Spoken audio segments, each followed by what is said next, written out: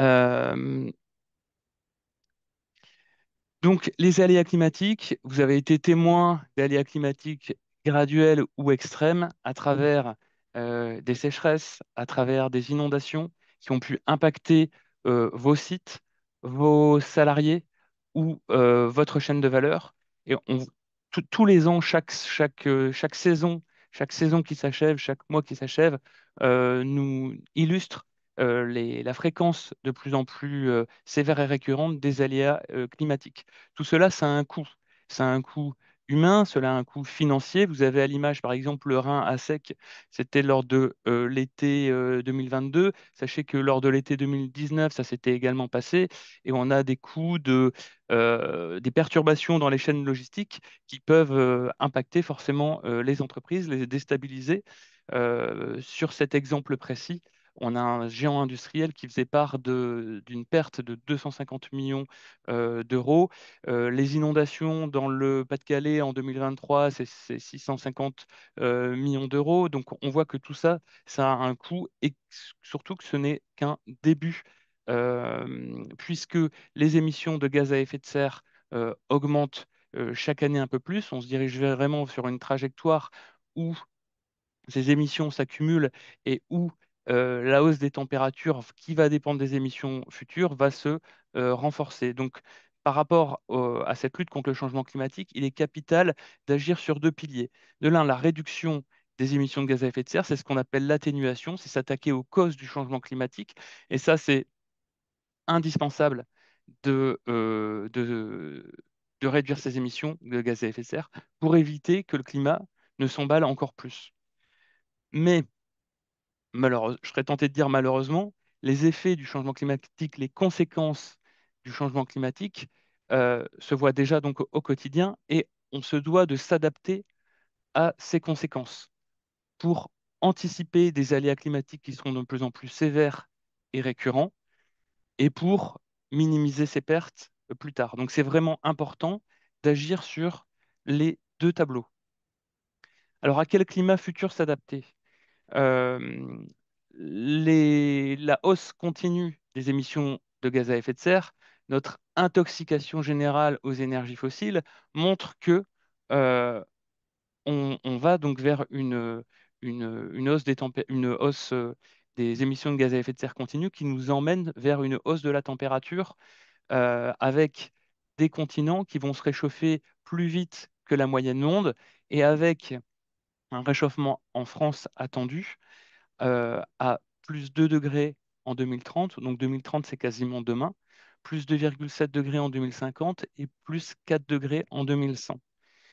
Euh, ces températures et ces différentes échéances et seuils, c'est la trajectoire de réchauffement de référence pour l'adaptation au changement climatique qui va nous illustrer justement cette hausse de température à venir. Et l'objectif, c'est qu'on ait tous ça en tête. C'est que lorsque vous prenez des décisions ou des investissements ou des décisions pour des investissements, vous devez avoir en tête cette hausse de température. Je fais un investissement qui va avoir 10, 15, 20 ans de vie. Clairement, je serai dans une France à plus 2, voire plus 3 degrés. Et donc, il faudra vraiment adapter cet investissement aux aléas futurs, aux impacts futurs qui seront de plus en plus importants. Chaque dixième de degré supplémentaire se traduit par des aléas comme les sécheresses, les précipitations intenses, les vents violents, qui seront de plus en plus importants avec des coûts, des dégâts qui cumulés seront considérables. Si on prend les estimations de France Assureur, il est attendu un cumul pour les dégâts d'environ 143 milliards d'euros en 2050. Euh, et il faut bien avoir en tête que ce qu'on a vécu actuellement, ce que vous avez pu voir dans les inondations de Valence, les gouttes froides en Europe de l'Est ou les inondations, ce n'est vraiment qu'un début et on a à peine effleuré à l'échelle monde les plus 1,5 degrés. en janvier 2025, on était à plus 1,75 degrés par rapport à un janvier moyen un mois de janvier moyen par rapport au climat pré-industriel. Donc ça montre bien qu'on est vraiment sur cette tendance où la France, le monde se réchauffe et que les dégâts à venir sont assez considérables. Donc il nous faut avoir le réflexe adaptation dans toutes nos prises de décision, dans nos investissements. Et le plan national d'adaptation au changement climatique, il vise à préparer la société, préparer les territoires, préparer les entreprises à avoir ce réflexe adaptation. Il s'appuie sur la trajectoire de réchauffement de référence que j'ai évoquée il y a un instant. Et je vous incite vivement à prendre connaissance de ce plan national d'adaptation qui, pour vous, les entreprises, enfin, vous êtes concernés par tout un tas, vous êtes concernés déjà, enfin, à la base, vous êtes concernés en tant que citoyen, et puis vous verrez, vous constaterez qu'au niveau des entreprises, il va y avoir des, euh, des obligations de prévention pour les employeurs pour adapter les conditions de travail à ce changement climatique, que les finances publiques seront progressivement conditionnées au fait que les investissements pour lesquels il y a une subvention sollicitée intègre l'adaptation au changement climatique. Et puis plus généralement, ce PNAC 3, il met en avant l'intérêt, l'incitation à intégrer l'adaptation dans les prises de décision et dans la stratégie des entreprises. Alors quand on parle d'adaptation, on parle de risque, de gestion des risques, à la base de prévention des risques. Mais l'adaptation, il faut bien avoir en tête que des mesures d'ajustement de vos process ne seront sans doute pas suffisants et qu'il est important d'aller jusqu'à une adaptation transformationnelle. Les aléas climatiques sont tels que vous devez être capable de pouvoir remettre en cause vos process, votre modèle, votre business model.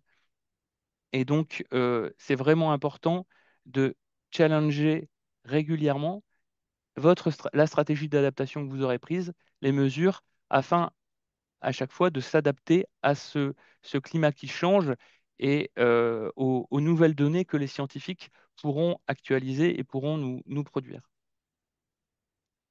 Euh, Avant de passer la parole à Christelle et Yannick, je vous fais encore un petit topo sur qu'est-ce qui va vous pousser à déclencher un engagement dans l'adaptation. Il y a forcément l'expérience des risques climatiques que vous avez vécu, où vous avez été témoin.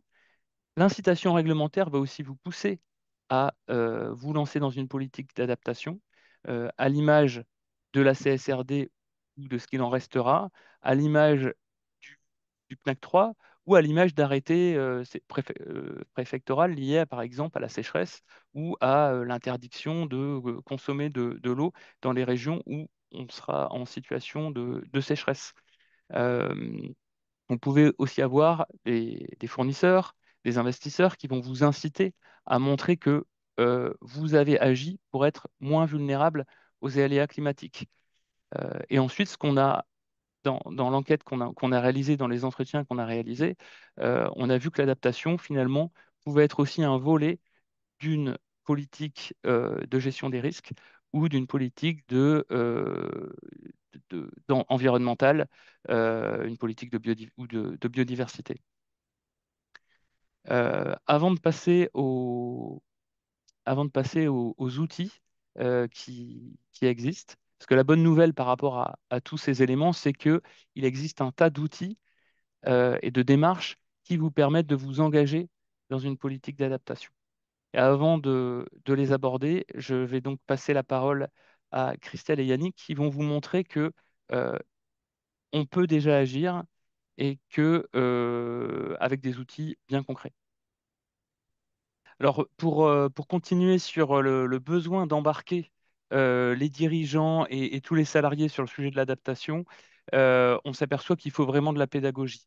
Et donc, c'est pour ça qu'avec, enfin, on a réalisé une enquête en 2023, on a vraiment vu qu'il y avait besoin de cette pédagogie parce que beaucoup de confusion entre atténuation, adaptation, et donc ce besoin de pédagogie s'exprime, il y a vraiment des besoins de formation.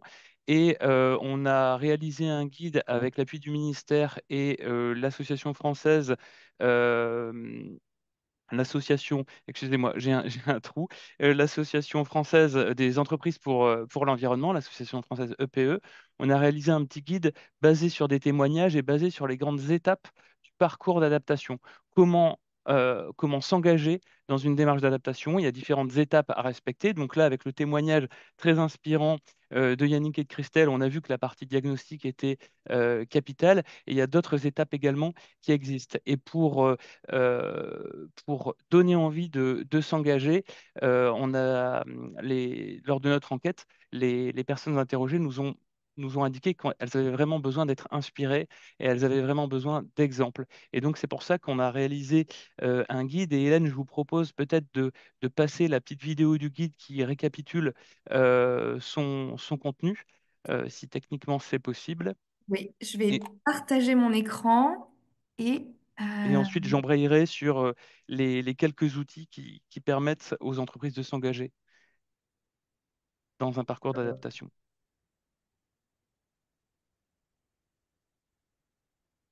Entreprise a déjà été témoin ou touchée par des événements climatiques. Par exemple, une interruption d'activité à cause des inondations, un risque de rupture de production lié au manque d'eau, la diminution de productivité dans les équipes exposées à la canicule.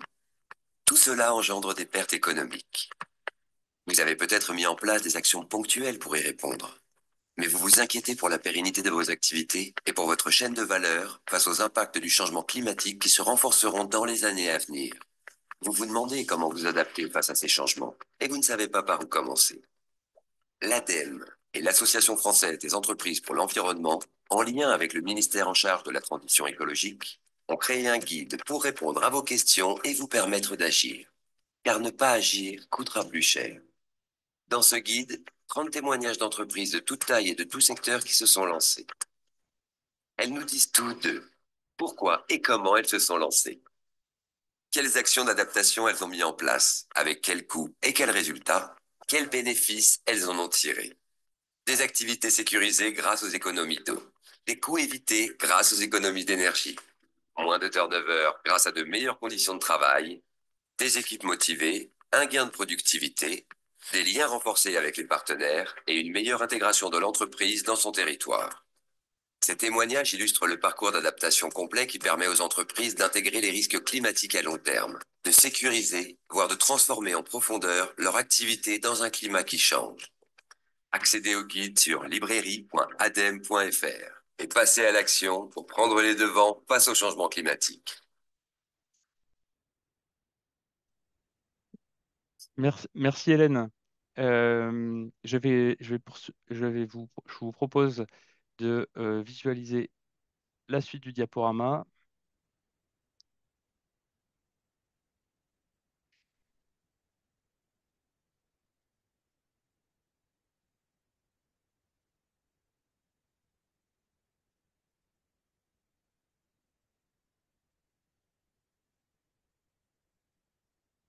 Alors, est-ce que vous visualisez le diaporama? alors pas encore. On voit lancer la réunion Zoom.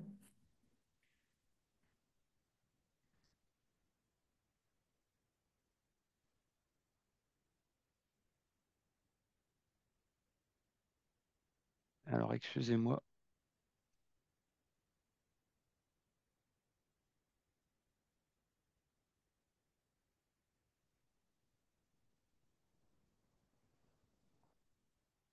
Je vais vous partager aussi dans le chat le lien vers justement le, le guide développé par l'ADEME qui vous permet d'avoir accès aux témoignages. C'est bon, François, on voit votre écran et on voit votre diapositive. Très bien, parfait.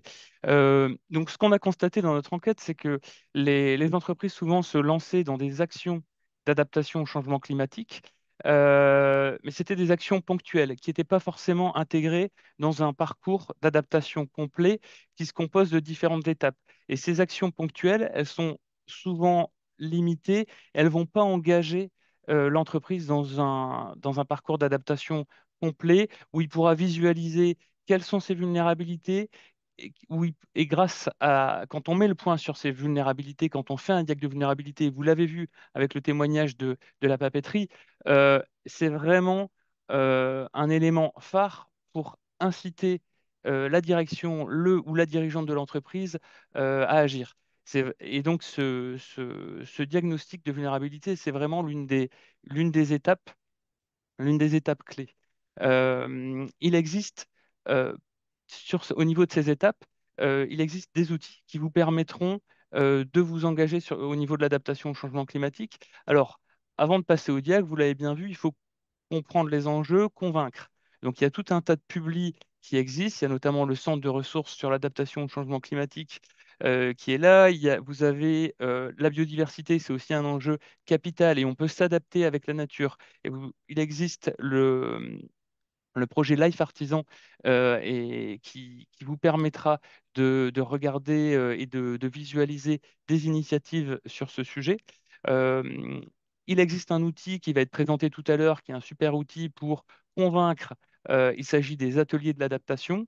Donc là, ce zoom-là, je ne vais pas forcément vous le faire. Et sur la partie diagnostic, le Climadiag et tout le réseau des CCI sont à votre disposition pour avancer sur le sujet. Dans quelques semaines, en principe, dans quelques semaines, avec BPI, il y aura le diag adaptation. Donc, c'est un diag qui sera opéré par BPI France et lancé et financé, cofinancé par l'ADEME. Et il sera disponible dans toutes les régions. Concernant le volet stratégie, vous pouvez vous baser sur la méthodologie Acte Adaptation qui est disponible depuis décembre 2023 et qui présente tout un tas d'indicateurs qui vous permettront d'être vigilants sur le volet gouvernance, le volet technique, le volet capacité financière. L'idée, c'est bien d'avoir une vision très large pour avoir une stratégie robuste sur l'adaptation au changement climatique. Dans quelques mois également, on aura l'outil Acte pas à pas qui intégrera l'adaptation au changement climatique. Concernant, une fois que vous avez votre stratégie, de cette stratégie découle un plan d'action. Ces actions peuvent être finançables, notamment par les agences de l'eau ou par l'ADEME dès lors qu'on parle de rafraîchissement. Et enfin, on ne sera jamais adapté au changement climatique. Il faudra toujours challenger ses actions, son plan d'action, sa stratégie. Et pour ça, la méthodologie Acte Adaptation pourra vous aider. Ce que je proposais ensuite, c'était un petit focus par étape. Donc, l'étape du diag qui est capitale. Vous avez eu un témoignage tout à l'heure. Il faut bien vous ayez en tête qu'il faut raisonner chaîne de valeur. C'est un peu comme le bilan carbone, vous avez scope 1, scope 2, scope 3. Au niveau du diag d'adaptation, il faut vraiment raisonner de l'amont vers l'aval, en évaluant son niveau d'enjeu, quels sont les processus vitaux qui peuvent être exposés aux aléas climatiques. Alors, pour tout ce qui est aléas climatiques, je pense qu'on ne l'a pas encore cité aujourd'hui, mais vous avez le site DRIAS, les futurs du climat, qui va pouvoir vous éclairer. En quoi suis-je sensible à ces aléas climatiques et quelles sont mes capacités d'adaptation actuelles et futures qui me permettent de réduire ma vulnérabilité face aux risques physiques du changement climatique. Dans le guide pour lequel vous avez une vidéo, j'ai repris cet exemple de jus de fruits d'Alsace. Donc, c'est aussi une entreprise du Grand Est qui montrait que grâce à ce diagnostic, elle avait pu changer, optimiser ses process, réduire ses consommations d'eau et travailler aussi sur ses approvisionnements pour éviter d'avoir une perturbation dans ces chaînes logistiques.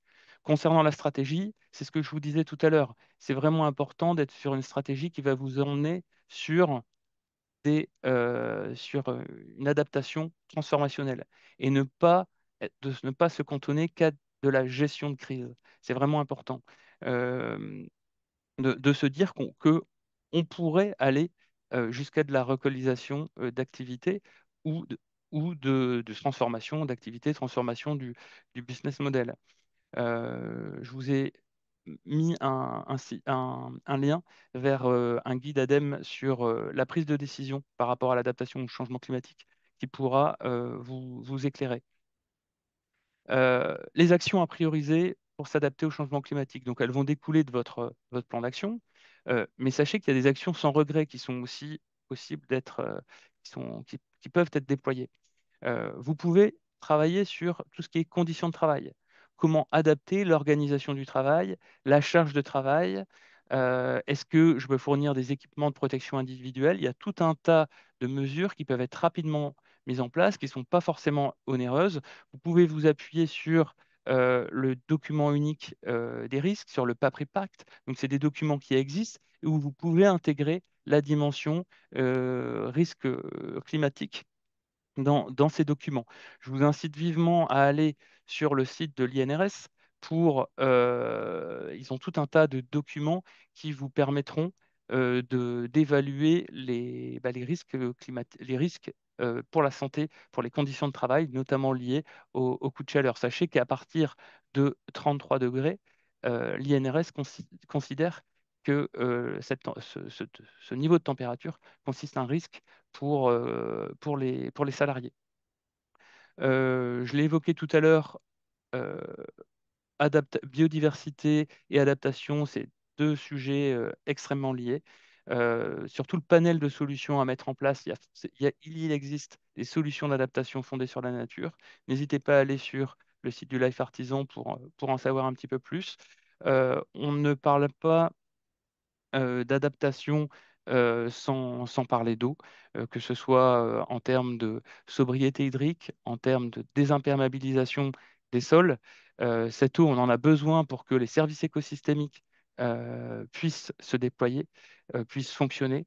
Donc, c'est vraiment important aussi d'agir sur ce volet. Je vous ai mis un guide qui est très bien fait qui a été construit par l'Agence de l'eau Seine-Normandie et le Périfem, et qui montre que vous pouvez agir sur le foncier dont vous disposez en végétalisant et en faisant en sorte que l'eau de pluie s'infiltre là où elle tombe, euh, et d'éviter la politique du tout tuyau qui contribue aux inondations par ruissellement dès qu'il y a un épisode de pluie intense. Dans le guide qu'Hélène vous a montré, il y a un témoignage qui est très, très intéressant d'une PME qui travaille dans le bâtiment et qui montrait que, elle a investi pour améliorer et optimiser les conditions de travail de ses salariés. Elle est passée d'un nombre de jours d'arrêt de maladie à 3-4 jours d'arrêt maladie par an, alors que le secteur du bâtiment est à 16 à 17. Et donc, elle a un retour sur investissement qui est très, très rapide. Vous pourrez le lire dans le guide pour lequel vous avez le lien. Une autre action, même sans regret, qui est à la frontière de l'atténuation et de l'adaptation, c'est la géothermie. Si demain, vous avez un entrepôt à construire, des bureaux, des ateliers ou à rénover, n'hésitez pas à intégrer dès à présent la problématique du chauffage. Au lieu d'être sûr, bien sûr, enfin, privilégier les énergies renouvelables. Et parmi ces énergies renouvelables, vous avez une énergie, c'est la géothermie, qui vous permet de valoriser les calories en hiver et les frigories en été pour rafraîchir. C'est ce qu'on appelle le géocooling. Et sachez qu'il existe des aides depuis une dizaine d'années. Euh, Ces aides, elles sont dans le fonds chaleur. Il y a le fonds chaleur de l'ADEME qui peut aider les études de faisabilité, tout ce qui est aide à la décision pour dimensionner votre projet, jusqu'à 70%. Et l'ADEME propose ensuite des aides au niveau de l'investissement jusqu'à 40%. Donc n'hésitez pas à avoir ce réflexe quand vous vous questionnez sur vos besoins en chaud, questionnez-vous aussi sur vos besoins en froid. Alors bien sûr, il y aura des mesures d'isolation et des mesures d'organisation du travail, etc. Mais finalement, il n'y a pas une solution par rapport à ce risque canicule, ce risque vague de chaleur. Il y a un panel de solutions à mettre en place et la géothermie en fait partie. Tout à l'heure, je parlais de l'eau. Donc, bien sûr, le réflexe que vous devez avoir, et si vous devez aussi convaincre votre COMEX, c'est de de faire venir les collègues des agences de l'eau pour vous exposer aussi en quoi vous pouvez avoir des soucis de, de rupture, enfin, ou d'approvisionnement en eau. Donc n'hésitez pas à vous rapprocher d'eux. Ce qui est aussi important, c'est de ne pas travailler en silo et de bien avoir conscience que vous êtes sur un territoire qui a déjà travaillé sur sa transition écologique et notamment sur le volet adaptation. Les collectivités, les EPCI de plus de 20 000 habitants ont une obligation de travailler sur un diagnostic de vulnérabilité. Donc, elles ont déjà des données, il y a déjà des mesures qui peuvent exister, et c'est vraiment essentiel que vous puissiez vous rapprocher de l'EPCI dans laquelle vous êtes. Donc, cette coopération, elle est indispensable. J'évoque la CCI, mais dans le guide qu'on vous a montré tout à l'heure, ça peut la CCI, enfin, pardon, le PCI est indispensable, mais vous avez aussi des accompagnements ou des travaux qui ont pu être menés par les chambres d'agriculture. La CCI, on a eu l'exemple tout à l'heure, ou des associations qui sont sur des zones d'activité, par exemple. Donc tout ça, c'est essentiel. Euh, Dans les acteurs auxquels vous allez peut-être pas forcément penser, vous pouvez aussi avoir les agences de développement et d'urbanisme. Dans le guide, on a mis en avant un bel exemple. C'est l'exemple des toiles de l'eau qui ont été portées par le syndicat de l'eau du Dunkerquois et l'agence de développement et d'urbanisme de Dunkerque, qui s'appelle l'AGUR, où vous avez les industriels qui ont échangé sur leurs consos, leurs besoins en eau, ce qui permet de mutualiser ce commun. Euh, donc, n'hésitez pas en tout cas à coopérer et ne pas travailler en silo, ça me semble essentiel. Petit zoom sur Acte Adaptation. Donc, on est vraiment sur un audit qui permet d'évaluer la stratégie de l'entreprise, la stratégie d'adaptation de l'entreprise, notamment par rapport à l'analyse des risques physiques qu'elle a pu faire, par rapport à ses capacités, ses actions d'adaptation et par rapport à la gouvernance mise en place. Donc, Acte Adaptation, sachez qu'il y a une formation qui est en cours de conception. Elle sera opérationnelle en juin ou en juillet, en juin ou en septembre de cette année, et que vous pourrez vous former, que vous soyez bureau d'études ou entreprise, à cette méthodologie. Si vous voulez en savoir plus sur son contenu, n'hésitez pas à aller sur la chaîne YouTube d'Act. Vous aurez un témoignage notamment super pédagogique de Séché Environnement ou de Pierre et Vacances. Je vous ai mis à l'écran les différents indicateurs sur lesquels s'appuie la méthode. Et ces indicateurs, lorsque vous construirez votre stratégie, n'hésitez pas à les avoir sous les yeux parce qu'ils vous permettront d'avoir une stratégie robuste. Voilà ce que je pouvais vous dire. Alors, il y aura des ressources à partager, donc tout ça, Hélène pourra vous transmettre le lien. Voilà ce que je pouvais vous dire. Et pour s'engager dans une démarche d'adaptation, il faut convaincre. Et donc, je vais laisser la parole à Marguerite de Pierroy, qui est co-créatrice des ateliers de l'adaptation et qui est un super outil pour aller convaincre en interne euh, les entreprises et faire une sorte de travail d'intelligence collective pour construire, pour convaincre et surtout construire un plan d'action sur l'adaptation. Plusieurs questions sur l'articulation entre les différents outils qui ont été présentés et notamment ceux que vous avez présentés dans dans vos dernières slides sur acte adaptation. Peut-être que ça vaudrait le coup de revenir dessus comme on a un petit peu de temps. Acte Adaptation, c'est un outil qui va évaluer la stratégie de l'entreprise et le plan d'action qui découle de la stratégie. Euh, donc, c'est un outil d'évaluation et de suivi. Donc, c'est un outil qui est sur la fin du parcours. Ce qui est en train d'être fait, c'est que Acte Pas à Pas, qui à la base, c'est un outil qui va permettre de construire pas à pas sa stratégie de décarbonation. L'idée, c'est que Acte Pas à Pas intègre l'adaptation. On se rend compte que dans plein d'outils, il y avait pas mal d'outils, que ce soit à l'ADEME ou ailleurs, hein, qui était très centré sur la trajectoire bas carbone, la trajectoire carbone, et petit à petit, il faut y intégrer le volet adaptation au changement climatique. Et donc, c'est ce qu'on est en train de faire.